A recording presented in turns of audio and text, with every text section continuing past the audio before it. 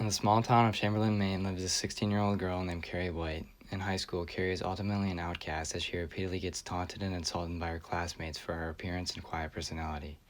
One day during a shower after a physical education class, Carrie had her first period. She was embarrassed and terrified at the occasion. She had never learned what menstruation was until after the incident. Her classmates had felt no remorse or guilt towards her, but instead threw tampons and napkins at her. Carrie had also been scorned at home. Her mother, Margaret White, is an extremely religious person and had abused Carrie for her menstruation due to her hatred towards everything related to intimacy.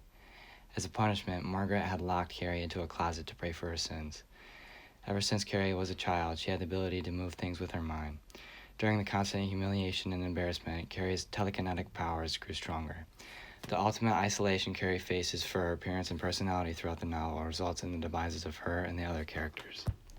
Chris Hardison, another one of Carrie's classmates, is an absolute example of the effect of Carrie's isolation.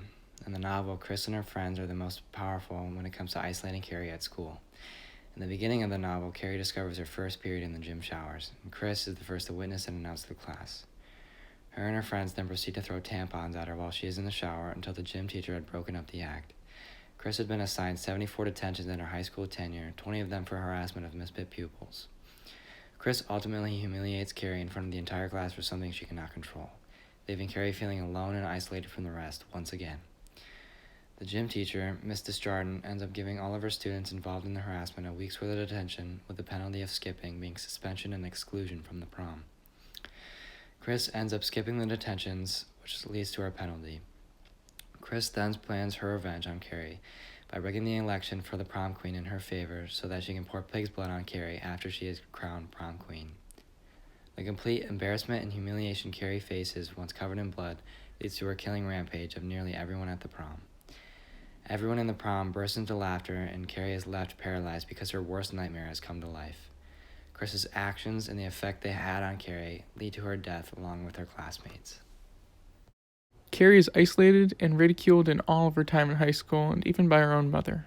Margaret White plays a huge role in Carrie's daily abuse as she is one of the main sources. Margaret's extreme religious beliefs put pressure and uncertainty onto Carrie.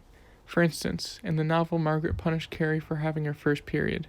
Margaret says that Carrie had gotten her period because she had sinned. This is a popular punishment for Carrie. Carrie feels isolated by her own mother because she did not tell her how to deal with her first period. Due to Margaret's ridiculous religious beliefs, she scolds Carrie for not only having her period but for wanting to go to prom, saying that after the blood comes the boys. Margaret's frustration brings her to hit Carrie before sending her to the closet once again. When Carrie comes back from prom, she is stabbed by her mother with a knife, when the one thing that Carrie needed was comfort from her mother. The repetitive verbal and physical abuse Carrie faces from her mother ultimately results in Carrie murdering Margaret. Sue Snell is the most famous survivor that was in town on prom night. She wrote a book that is very successful about the prom night, and she was one of the girls that made fun of Carrie in the gym bathroom, but she felt terrible about it later that night. She felt so bad that she decided to have her boyfriend, Tommy, go to prom with Carrie because she knew that Carrie had a crush on him. She served her detention for bullying Carrie and decided to skip the prom. Before the incident had even started, Sue could sense something wrong. Carrie was telepathically connected to her. After Carrie killed her mother, she stumbled around until she got to a diner and collapsed on the ground. Sue finds her before she dies due to all the tension she exerted on her brain and comforts her while she dies on the concrete. Sue understands Carrie. She says that out of everybody that died, the only person that she feels sorry for is Carrie. Carrie is isolated from nearly everyone in her school. Her physical education teacher, Miss Desjardins, is one of the very few who does not. Although Miss Desjardins respected Carrie throughout most of the book, she still receives an outcome similar to the majority of the people at the prom. When Carrie had gotten bullied by Chris and her classmates in the gym, Miss Desjardins had stood up to defend Carrie by punishing the students involved. At the prom, when Carrie fell off the stage after being drenched in pig's blood, Miss Desjardins went to help her. Although what seemed like a nice gesture at first turned into humiliation, as Carrie saw that she was laughing with everyone else. Miss Desjardins says, "Let me help you, dear. Oh, I'm so sorry." Sue Snell says, "Sorry is the Kool-Aid of human emotions. It's what you say when you spill a cup of coffee. True sorrow is as rare as true love." Miss Desjardins does not truly care about Carrie. Someone that cares for Carrie would not laugh at such a horrendous prank. Mr. Jardin's insincere action is one of the main reasons why Carrie had a mental breakdown that led to the deaths of hundreds, because one of her only allies had betrayed her. Carrie attacked Mr. Jardin and she is the first to get hurt by Carrie. She is thrown into a nearby wall. People saw what happened, but they did not realize what they had started. Tommy Ross is the nicest character in the book. Even though he is a star baseball player and the most popular kid in school, he isn't conceited and treats everybody he talks to with respect. When Sue proposes that Tommy should go to the prom with Carrie, he accepts because he knows that it will make Sue happy.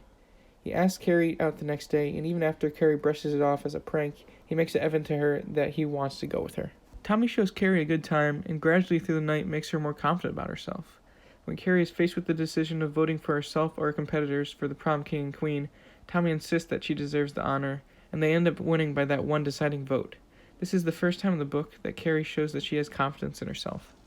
Tommy is hit in the head with one of the buckets filled with blood and knocked unconscious when they're on stage.